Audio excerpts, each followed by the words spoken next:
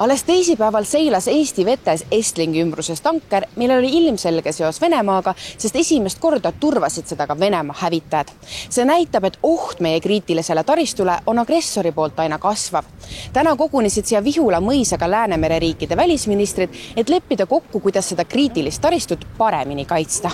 Vihula mõis oli alates eilsest kõrgendatud järelevalval, sest ühe laua taga sai kokku Läänemere nõukogu, kuhu kuuluvad 10 Läänemereäärse riigi ja Euroopa Liidu esindajad. Mitmed välisministrid tunnistasid nädala alguses Eesti vetes toimunud intsidendi valguses, et olukord on kriitilisem kui kunagi varem. What I have learned today, I am actually shocked by. There are apparently ships that ply the waters that have no flag at all. So the question is, who is responsible when something bad happens? It really needs urgent action and we are a very good circle in which to take that action. Me oleme täiesti uues olukorras, kus Venemaa on valmis kasutama sõjalist jõudu, et kaitsta oma varilaevastiku laeva ja võib öelda niimoodi, et kui varem varilaevastik oli nii-öelda nagu majanduslike sanktsioonide teema ja ei olnud midagi sõjalist, siis Venemaa on täna väga selgelt sidunud selle ära laiema julgeolekupildiga. Putin on ju valetaja, ta ei täida mitte ühtegi rahvusvahelist kokkulepet. Et me ei saa selle peale loota, et meil on mingisugused kokkulepped rahvusvahelisel tasemel, vaid me peame olema valmis ka päriselt käituma.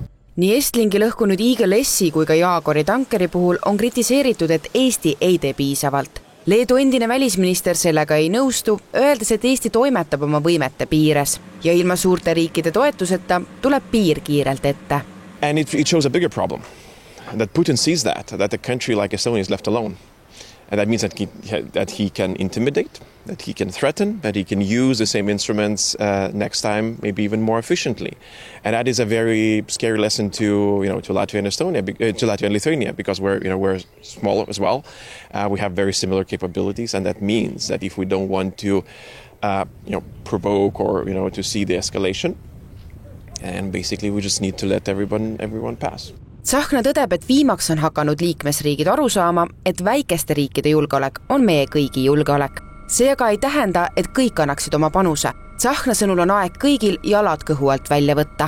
Ja näiteks Taanil on ju siin väga suur roll, ka Taani välisminister ütles, et nad tahavad saada tuge, ühist aru saama, et kui nad näiteks hakkavad otsustavamalt käituma ja sekkuma, kuna Taani ju tegelikult on see lukk kogu Läänemerele. Nii et see koostööformaadi arutelu siin täna oli väga praktiline. Eestilt võtab Läänemere nõukogu eesistuja rolli üle Poola. Poola välisminister toonitas täna korduvalt, et me vajame varilaevastike ohjeldamiseks kindlat regulatsiooni. Siinkohal kehtib aga ütlus, lihtne öelda, raske teha.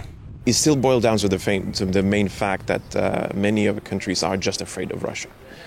And they are letting Russia do its thing at our expense. And I think it's wrong. Well, our suggestion is if there are things that NATO is not ready to do, such as deal with hybrid, then maybe another grouping of countries, such as the Council of Baltic Sea States, maybe this is the grouping that could do something more about this, as you say, change the regulation or at least try to push on Russia. Aga oleme ausad, et sellist konsensust ei saabu mitte kunagi, et me hakkaksime neid reegleid muutma. Me kindlasti proovime, aga vähemalt me selle sama raami sees saame tõlgendada seda rahvusest õigust.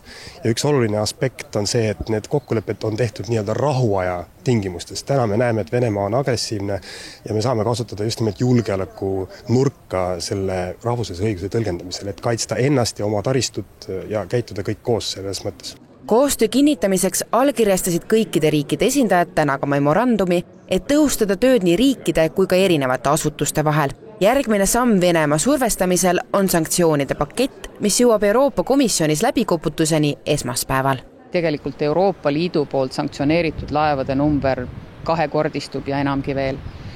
Mis on selle peamine sisu on see, et Euroopa Liidu riigid ei osuta sellistele laevadele teenuseid, aga tegelikult selle laiem mõju on see, et nad on ikkagi justkui pandud musta nimekirja ja see mõjutab ka Euroopa Liidu väliseid riike ja operaatoreid ja ettevõtjaid vaatama, et kas ma tahan sellise laevaga koostööd teha või mitte. So Russia's military capabilities, ability to wage the war in Ukraine directly depends on these shadow fleet issues. So it's a danger to us, but it's also something that allows Russia to wage war. And we need to degrade that to help Ukraine. That's the cheapest way to make Russia weak. Thank you.